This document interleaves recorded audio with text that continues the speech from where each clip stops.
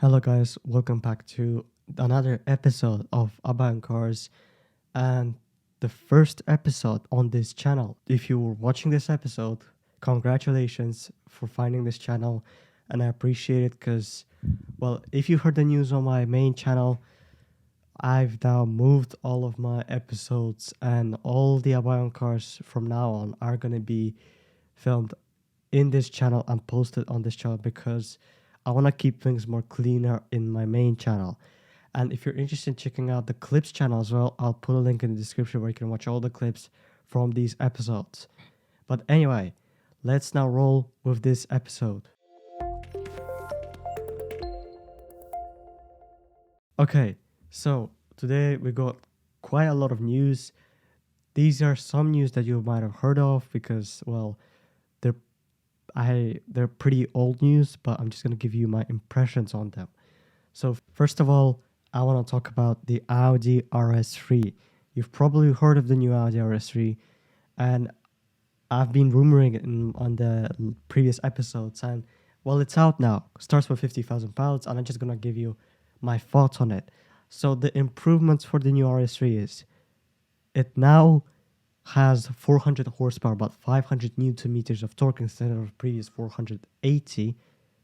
It has now a new torque splitter, which means it can now split torque, and that means it has a new drift mode, which is, well, unexpected for an Audi RS car because usually all Audi RS cars are quattro wheel drive, but now we actually get drift mode, so you can drift it.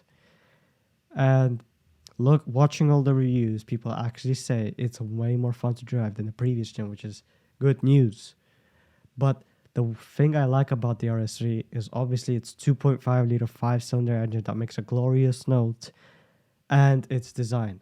I don't know about you, but I really love the exterior design of the new Audi RS3.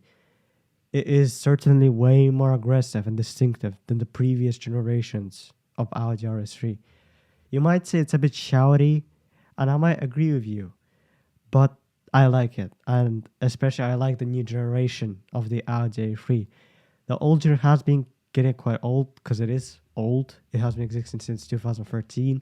So this new body has actually quite a similar shape, but like the new lights, everything is just so much better. And to me, I love the new design of the Audi RS3. Especially the Camaro gray color with the black accents, just amazing. Yeah, so my thoughts on the Audi RS3. I love it. So, something else from Audi, well, not from Audi, but for Audi, there have been renders of the Audi RS8. Audi RS8 renders, and these are just renders, unfortunately. There will not be actually a model like this because it says so. Because Audi did update their A8 models. If you've seen them, and the S8, they're pretty cool. I actually like it more than the previous generation A8. It's at first I thought it's a bit probably weird that they have the Audi A3 light design. The more flagship model is taking its design language from a more standard basic model. It should be the other way around, but after seeing it, I preferred way more over the previous light design of the Audi A8. And especially I like the new grille designs. They added way more chrome to signify this is the flagship sedan from the Audi range. But also Audi gave new interior color trims. What's more exciting is Audi is now offering a Hork model, sadly only reserved for China. But the point is, they are now rivaling the Mercedes Maybach S-Class. And from seeing the Hork model, it's actually pretty good. I like it. The general design of the Audi, though, not my favorite amongst its rivals. I prefer more like a Porsche Panamera, BMW 7 Series, or Mercedes S-Class because it's a bit bland. The Audi, it just looks like a slab of a car from the side, especially. It just looks boring. But you might actually like that. But overall, the Audi 8 is not a bad car, I would say. The interior is pretty cool. The rear seats are pretty cool. The design, it's okay, I guess. I can get used to it. It's not the worst of all, but no, I'm not a fan. Let's now move on to Porsche. And Porsche has revealed four cars, or three. It's the Porsche 718 Cayman GT4 RS and the Porsche 718 Cayman GT4 RS Clubsport. I've got two more to talk about, but I knew this was coming. Well, actually, I wasn't expecting this because when the original version of the GT4 Cayman came out, there was no RS version. Then the 718 generation came out, and they actually now did an RS version. I only expect this when I actually heard the rumors that Porsche is testing a RS version of the GT4, and that got me excited. And it is exciting because it has some amazing specs, as I should say. Well, let's first of all look at the images. The wing, it takes the same swan neck design wing from the GT3 911. It has a carbon fiber bonnet, like it has the air scoops. I already forgot the name for these. Like the 911 GT4 is 991.2. It's just a more aggressive car, and it even has an air duct here, where the rear quarter window used to be on the GT4. Also, Porsche introduced a GT4 RS Clubsport version, which is a more track-focused version of the GT4 RS. So one's for the track, one's for the road. And we got more images here. This paint especially, it's so cool. I like it. Like it better than the GT4. Well, obviously, because this is a way more special car. This is a level above the GT4. The interior didn't change much, but that's not the point of this car. The point of this car is to be able to perform better on track. It goes from 0 to 60 in 3.2 seconds, and it has a 4-liter 6-cylinder Boxster engine paired with a PTK gearbox. We all know Porsche's PTKs are always the best gearboxes in the industry, and it has 500 horsepower and 343 pound-feet of torque. 500 horses. That's 80 more than the GT4. And you get the Weissach package, which we know from the GT3 RS 991.2. You get extra nice bits like, I believe, carbon ceramics, carbon fiber roof, and carbon fiber bonnet, and you get carbon fiber seats. It's basically a package for the more track-focused RS model. But yeah, I like the new Cayman GT4 RS. I like it more than the normal GT4 model. Looks more aggressive, and especially that gray paint. Not sure what it's called, but it's amazing. Speaking of Porsche, we got the new Taycan GTS. And right off the bat, let me tell you, it looks amazing in this red paint with these wheels. Just look at these wheels. They're futuristic and sporty. And of course, you get the sport design package with these extra vent bits. And then, interestingly, you have a strange pattern on the glass roof. Don't know what this means, but... And then you got GTS side skirts. And look at this interior. You got Alcantara seats, Alcantara on the dashboard, just Alcantara everywhere, even on the steering wheel. But here's the thing I like about the GTS models. The Taycan Cross Turismo is not like an off-roady car. Because if you know the Taycan Cross Turismo, it just looks... It's kind of off-road focused. It's not like full off-road, but it's like for gravel use, you know. It's like an Audi A6 all-road, basically. And I'm not a fan of this design, you know. I don't want...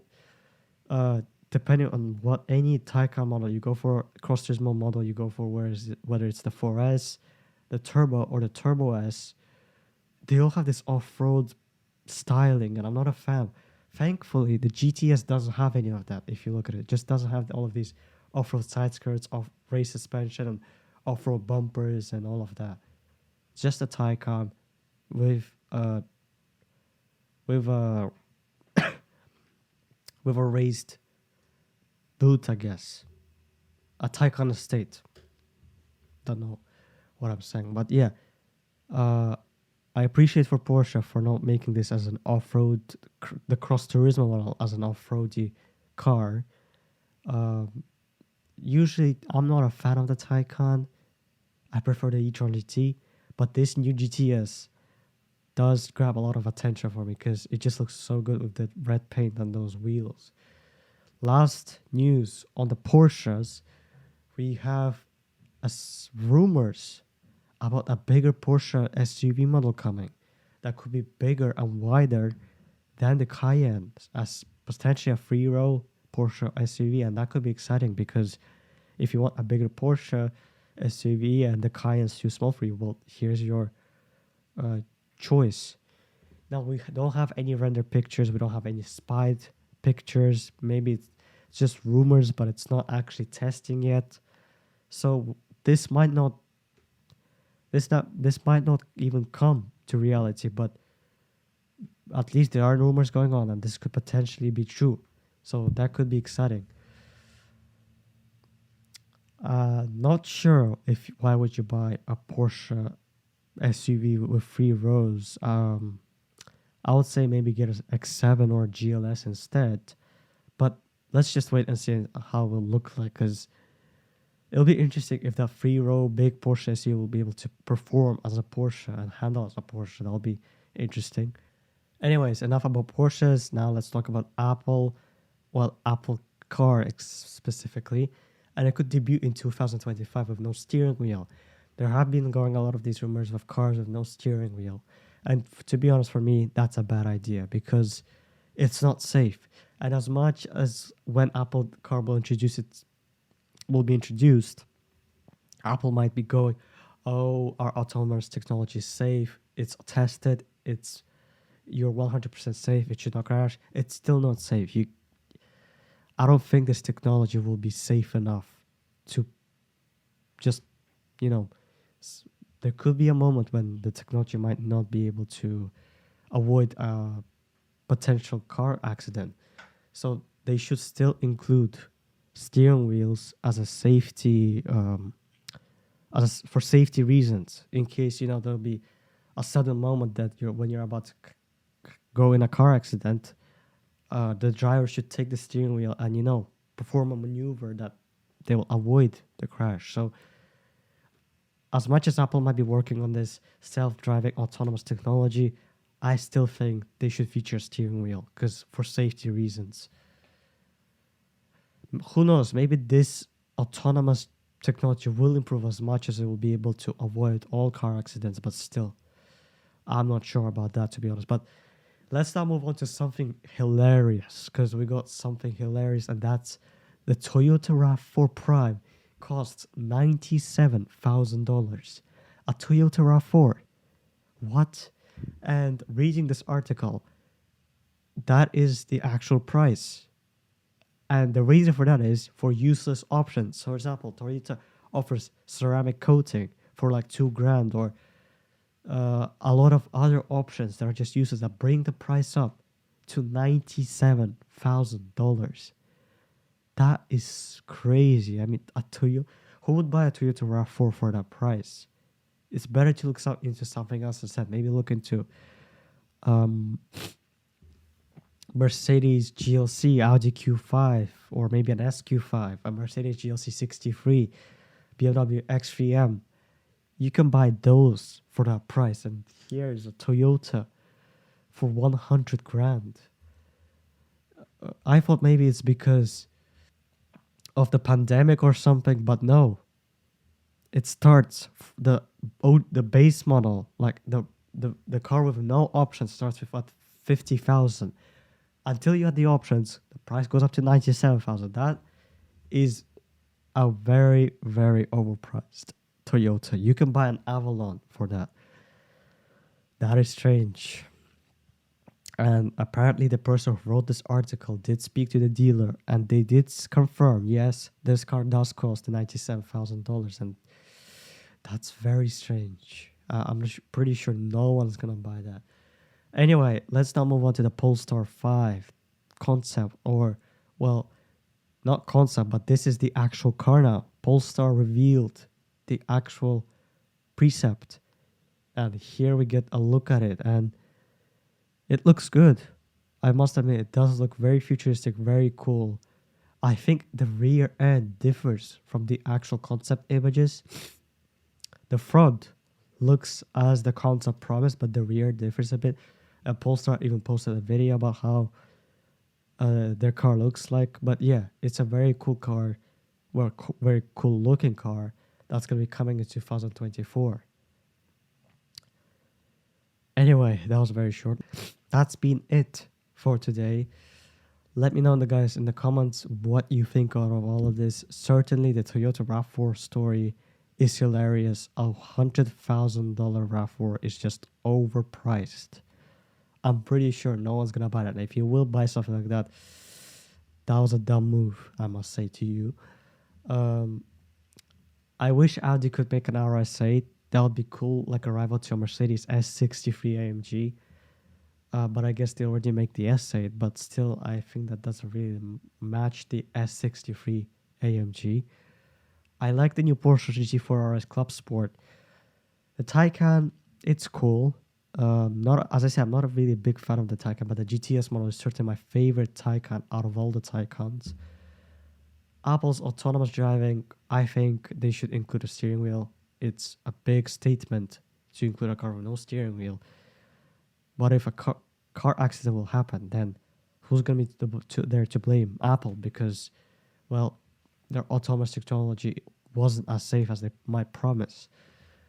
The Audi RS3, the new Audi RS3, is amazing. I love it. The design, the fact that they made it more fun, and the fact that they still keep the 5-cylinder is just amazing. And yeah, guys, that's been pretty much it on this episode. Quite short, quite bland, I know. But I have been, quite busy lately, and I haven't been making these in a while. And now I'm back, so hopefully you'll be able to see more of these episodes coming more sooner than later. Thanks for listening, and I'll see you again in the next video or the next episodes.